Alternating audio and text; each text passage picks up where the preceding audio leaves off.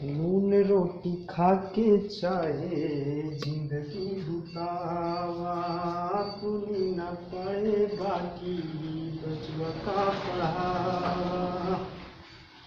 पढ़ी लिखी सीखी वही जग में महान बा, पढ़ा लिखा बबुआ पढ़िए जान बा। संविधान सभा। स्वागत दोस्तों आप सबको हमारे YouTube चैनल में। दोस्तों हम पॉलिटी विषय के अंतर्गत संविधान सभा के बारे में पढ़ रहे थे और कल हमने संविधान सभा के सीटों का बंटवारा के बारे में देखा था और आज उससे जुड़ी हुई और ढेर सारी बातें देखेंगे, सुनेंगे और जानेंगे। सबसे पहले सन 1922 में पहली बार महात्मा गांधी ने ये कहा था कि भारत का संविधान बनने के लिए यानी भारत का संविधान बनाने के लिए एक भारतीयों की संविधान सभा होनी चाहिए। इसमें कोई दो राय नहीं है कि इस बात पे शक किया जाए या इस बात पे और कुछ डाउट किया जाए। और सबसे पहले सन 1922 में महात्मा गांधी ने ये बात कही थी सबसे पहले कि भारत का संविधान बनने के लिए एक भारतीयों की संविधान सभा होनी चाहिए। इसके बाद सन 1940 जो एक प्रस्ताव आता है 1940 एक प्रस्ताव आता है जिसे हम अगस्त प्रस्ताव के नाम से जानते हैं, जिसमें संविधान सभा की चर्चा की गई थी, लेकिन भारतीयों ने इसको पूर्ण रूप से मना कर दिया।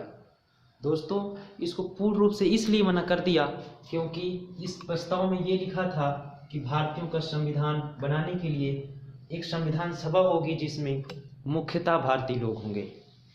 तो इसका सीधा सा मतलब ये था कि इसमें कुछ ऐसे भी सदस्य होंगे जो भारतीय नहीं होंगे, इसलिए भारतवासियों ने इसे पूर्ण रूप से मना कर दिया।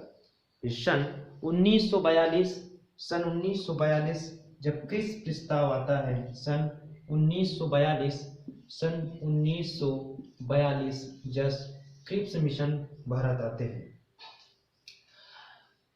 1942 में आया हुआ क्रिप्स प्रस्ताव क्रिप्स मिशन, उसमें साफ लिखा था, इस वक्त अंग्रेजी हुकूमत ने पूर्ण रूप से मान लिया था कि भारत का संविधान बनना चाहिए और भारत के संविधान के लिए बनाने के लिए एक भारतीयों की संविधान सभा भी होनी चाहिए। इसके बाद इसको भी भारतीयों ने पूर्ण रूप से मना कर दिया। मुख्यतः इसमें बात ये लिखी थी, जो मना करने का मुख्य कारण माना जाता है, इस प्रस्ताव में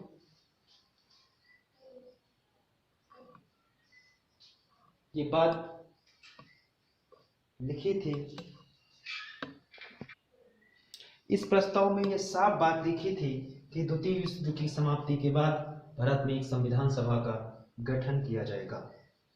इसको क्रिप्स प्रस्ताव को जो 1942 में आया, इसे महात्मा गांधी ने पोस्ट डेटेड चेक की संज्ञा दी। उन्होंने ऐसा कहा कि क्रिप्स प्रस्ताव उस प्रकार का चेक लगता है जो बैंक खत्म होने वाला है, दिवालिया हो गया है, उस प्रकार का यह प्रस्ताव था। तो अक्सर पूछा जाता है, या ये बात ध्यान रखना होगा दोस्तों को, किस महात्मा गांधी ने क्रिप्स प्रस्ताव को किसकी संज्ञा दी थी, तो पोस्ट डेटेड चेक की संज्ञा दी थी। लेकिन द्वितीय विश्व युद्ध की समाप्ति के बाद इंग्लैंड में इटली की सरकार बनती है और तीन कैबिनेट मिशन के तहत 3 कैबिनेट सदस्यों के तहत भारत में 3 सदस्यों को भेजा जाता है, जिसमें वो सदस्य थे सर पैंथिक लॉरेंस, ये कमेटी के अध्यक्ष थे, और थे सर स्टेफर्ड क्रिप्स, और तीसरे थे एवी एलेक्जेंडर। ये 3 सदस्य आए और भारत में 389 सदस्यों को चयन करने की बात कही गई। 389 दोस्तों, ये 389 सदस्य ही क्यों, 400 क्यों नहीं, 500 क्यों नहीं, तो ये आंकड़ा 389 का ही क्यों चुना गया? क्योंकि जब ये 3 सदस्य आए तो उन्होंने ये देखा कि भारत की जनसंख्या उस वक्त लगभग 40 करोड़ थी, लगभग 40 करोड़ थी। तो ये था कि एक सदस्य कम से कम 10 लाख लोगों का प्रतिनिधित्व करेगा। इस प्रकार 389 सदस्यों का चयन हुआ। अब बात ये आती है कि 389 सदस्य कहाँ से थे, चुने गए, मनोनीत किए गए, कैसे इनका चयन किया गया। तो 389 सदस्यों में कल हमने बंटवारा देखा था कि 292 प्लस 2 और 292 प्लस 4 और इधर 93 सदस्य देश थे। 292 प्लस 4 जो कि अंग्रेजी भारत से थे, जहाँ अंग्रेज सीधे शासन करते थे, और ये 93 सदस्य जो देसी भारत से थे, जहाँ पर राजा महाराजा शासन किया करते थे। और ये 4 सदस्य देश ये भी चीफ कमिश्नर प्रांत से थे। जिस प्रकार आज अपना केंद्र शासित प्रदेश है, उसी प्रकार ये 4 सदस्य देश उस समय यूटी से थे, यानी चीफ कमिश्नरी प्रांत से थे। और ये 4 जो एरिया आते थे, ये दिल्ली यानी जो वर्तमान का दिल्ली है, नंबर 2 अजमेर जो मारवाड़ का एरिया था, और बलूचिस्तान जो आज पाकिस्तान में है, और 4 कुर्ग यानी जो आज वर्तमान में कर्नाटक का भाग है।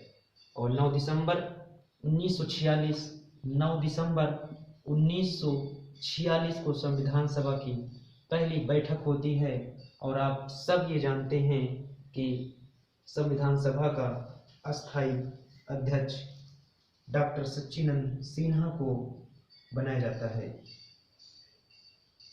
जिसकी पहली बैठक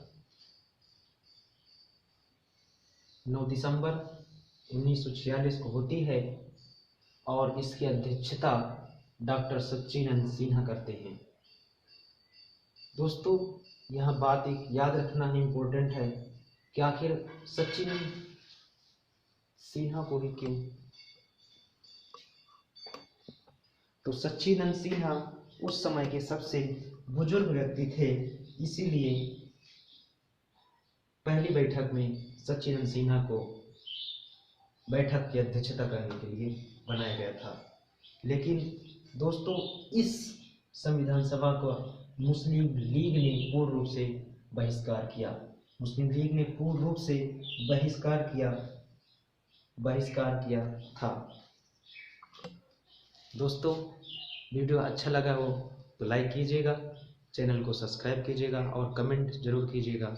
बने रहिएगा हमारे साथ। Thank you. All the best.